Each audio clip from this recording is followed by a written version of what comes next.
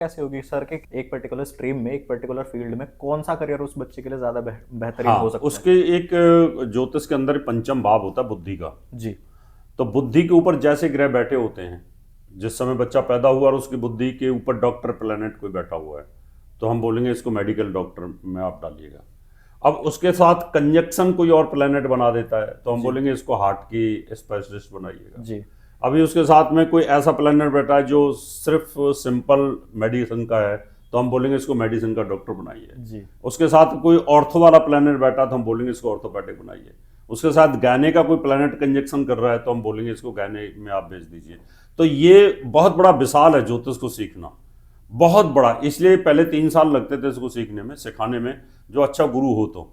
लेकिन अभी क्या है कि लोगों में अवेयरनेस बहुत आ गई है। अब यूट्यूब पर, गूगल पर सब देखते रहते हैं, तो लोगों को राशि नक्षत्र वगैरह वगैरह सब पता ही है। बेसिक ज्ञान उन्हें पता है। बेसिक ज्ञान तो पता है। इंटरनेट के आने से इतना हो गया है कि अगर आप कोई भी कोर्स लेना चाहें, चाहे ज्योतिष का हो चाहे कोई भी हो, वो आपको बेसिक नॉलेज है, आपको बस उसे एनहेंस करना है। अगर आपको एनहेंस उससे आगे करना है, बढ़ना उसको है प्यूरिफाई करना होता है, थोड़ा प्लानिंग करके रिफ्रेश करना होता है, फिर उनको बुनना पड़ता है। मोती उनके पास हैं, जी। बस उनको माला में प्रोना होता है फिर हमें। जी। तो इसलिए धीरे धीरे हमने भी शॉर्ट टाइम कर दिया, फिर उसको हम 1 साल पे लेके आ गए। अपने इंस्टीट्यूट में सर कितने बच्चों की आपने हेल्प किया? मैं 12,000 से ज़्यादा स्टूडेंटों को तो मैं अभी ऑफलाइन सिखा चुका हूँ, जी। और 7,000 से ज़्यादा पत्राचार कोर्सेज सीखे हुए हैं, जी। और लाखों लोग घर घर से टीवी के माध्यम से वो सीख चुके हैं। अभी हर घर में ये पता है शनि राहु क्या होते हैं, जी। इनकी दशाएं क्या होती हैं, दृष्टियां क्या होती हैं, कौन सी दशा चल रही है। अब तो लोग हमें ये पूछने आते हैं मेरी राहु की दशा चल रही है गुरुजी कैसी जाएगी ये बता दो। जी। पहले ये था कि उनको कुछ नहीं पता होता था शनि राहु क्या होते हैं। आधे वकील आधे डॉक्टर सब खुद हैं। सब खुद हो गए हैं अभी, आधे वकील आधे डॉक्टर सब खुद हो गए। जी। अब तो बस वो कुंडली दिखाने के लिए, पूछने के लिए आते हैं कि गुरुजी से कि कंफर्मेशन सर ले लें, कौन सा सेक्शन यहाँ पे अप्लाई होगा, अप्लाई होगा। कौन सी सर्जरी आज करा लूं। बिल्कुल बिल्कुल, ये अभी स्थिति बन चुकी है, क्योंकि इसमें बहुत बड़ा योगदान हमारा रहा है। टीवी चैनल के इतिहास में वर्ल्ड के अंदर मैंने ज्योतिष सिखानी शुरू की थी, और मैंने ये ठान लिया था कि ज्योतिष को घर घर में लेके जाऊंगा मैं। ये बड़ा पवित्र विज्ञान है और ये बहुत ही एक्यूरेट विज्ञान है। ये इसकी नॉलेज हर घर में किसी ने एक आदमी को जरूर होनी चाहिए। तो मैंने टीबी के ऊपर सिखाना शुरू किया था इसको। इसका सर यहाँ आपको मोटिवेशन क्या मिली कि हमें घर घर में एक इंसान को ज्योतिषीय गणनाओं की बेसिक नॉलेज एटलीस्ट होनी चाहिए?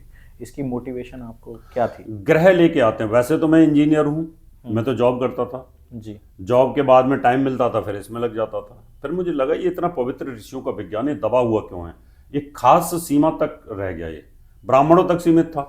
अब ब्राह्मणों में भी वो जो 5वीं 10वीं तक थे, जो पढ़े लिखे ब्राह्मण थे उनको जॉब मिल जाती थी, वो बड़े पदों पे पहुंच गए। जी। तो उसको दबा के रखा लोगों ने, जो ब्राह्मण जो थे उन लोगों ने इसको दबा के रखा, उसको बताया नहीं। तो मुझे लगा कि ये विद्या को दबा के रखना अन्याय है, ये प्रकृति के साथ अन्याय है। तो ये मुझे इंट्यूशन हुई कि कोई भी अगर विद्या दी है भगवान ने, ऋषियों ने दी है, तो उसको दबा के क्यों रखना चाहिए। और फिर अगर हम ये कह दें कि इसको कोई सीखेगा तो उसको पाप लगेगा, है ना, तो ये भी गलत है, क्योंकि ब्रह्म विद्या है ये। तो मैंने फिर ये ठान लिया कि मुझे इसको सिखाना है सबको।